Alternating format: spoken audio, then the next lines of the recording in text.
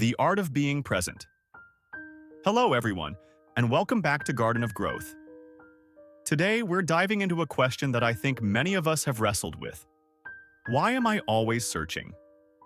Have you ever noticed that no matter where you are or what you're doing, there's always this little part of you that's looking for something more? Like when you're driving, your eyes are scanning the streets as if there's something you might miss. At work, your mind drifts, waiting for lunchtime or dreaming of a quick nap. But then, when lunchtime or nap time finally comes, what do you find yourself doing? Distracted again, thinking about work or scrolling on your phone. And it doesn't stop there, does it? Sometimes, we're at work, wishing we were at home with our families. And then when we finally get home, we're back on our phones, caught up with friends or last-minute work tasks, while the people we love are right beside us, patiently waiting for our attention. If you've ever felt this constant pull for something else, you're not alone. Many of us are stuck in this endless search, looking for a moment to relax, to be happy, to finally feel fulfilled. But when that moment actually arrives, we fill it with something else. It's as if we've forgotten what it's like to just be, to simply enjoy the moment we're in without wanting it to be different. So, let's take a closer look at why this happens. What if in all our searching, we're actually avoiding something important? What if in chasing after happiness, we're losing the chance to feel it right where we are? The story of always searching. I want to share a little story with you, a story of a friend who found herself in this very cycle. Let's call her Sarah. Sarah was always waiting for the next thing, the next moment of excitement, relaxation, or happiness. When she was at work, she looked forward to lunchtime, and during lunch, she'd find herself scrolling on her phone, thinking of the projects she hadn't finished yet. Even on her days off, Sarah found it difficult to rest. She'd sit down to relax but end up browsing online, mindlessly checking emails or keeping busy with something that, in the end, didn't make her feel happy at all. One day, her young son came over to her while she was sitting on the couch, eyes glued to her phone, and asked, "Mom, do you want to play with me?" She hesitated. She was in the middle of a chat with a friend, so she said, "Just give me 5 minutes." But those 5 minutes turned into 10, and then 20, until her son got bored and wandered off to play alone. In that moment, Sarah felt a pang of regret.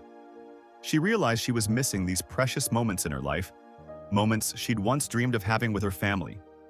Yet here she was, always wanting something else. It was a wake-up call. What she really wanted was right in front of her, but she was too distracted by the search for something more to notice it. Lessons on finding fulfillment in the now. So, what can we learn from Sarah's story?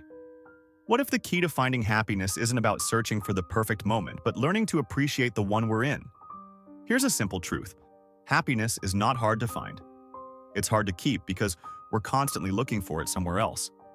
Success, peace, joy, they're all simpler than we imagine if we stop running after them and start noticing what's already in front of us. Let's break down some steps to help make this a reality. Practice presence in small moments. Start with the simple moments, like driving to work or having your morning coffee. Instead of looking for something more, try to focus on what's in front of you. Notice the taste of the coffee, the rhythm of your breathing, or the view out of the car window. Remind yourself that this moment, however ordinary, is worthy of your full attention. Set intentions for quality time. If you're spending time with family or friends, set a small intention. For example, if you're with your child, commit to being fully present, even if it's just for 10 or 15 minutes. Put the phone away, be in the moment, and give them your full attention.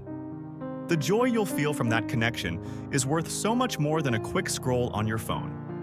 Create space for stillness. In our busy lives, even moments of rest get filled with activities. So, try this. When you find a moment to do nothing, resist the urge to fill it. Allow yourself to sit with the quiet, to be okay with doing nothing. You might be surprised to find that, in that stillness, a sense of peace or even happiness bubbles up on its own. Language takeaway. Let's go over 3 language points that can help reinforce today's message. Idiom. The grass is always greener on the other side. This idiom means that people often think they would be happier in a different situation. But when they get there, it may not be as perfect as they imagined. Phrasal verb, wander off. Like in Sarah's story, her son wandered off. This means to leave or move away, usually without a clear direction or purpose. He wandered off because he didn't feel seen. Collocation, feel fulfilled. This means to feel satisfied or happy with what you have. It's a beautiful expression that reminds us to appreciate the joy and meaning in our lives without needing more. Wrapping up. So, if you find yourself always searching, remember this. You don't have to go far to find happiness. Sometimes it's right where you are, waiting patiently for you to notice. True fulfillment isn't about doing more or getting somewhere else. It's about choosing to be here, in this moment, and finding joy in what's already yours. Thank you for joining me today on Garden of Growth. I'd love to hear your thoughts on today's topic. Do you ever feel that pull to always search for something more? How do you practice being present in your life? Share your thoughts in the comments, and let's keep growing together. Until next time, remember, happiness isn't out there, it's right here, right now. Take care, and keep growing.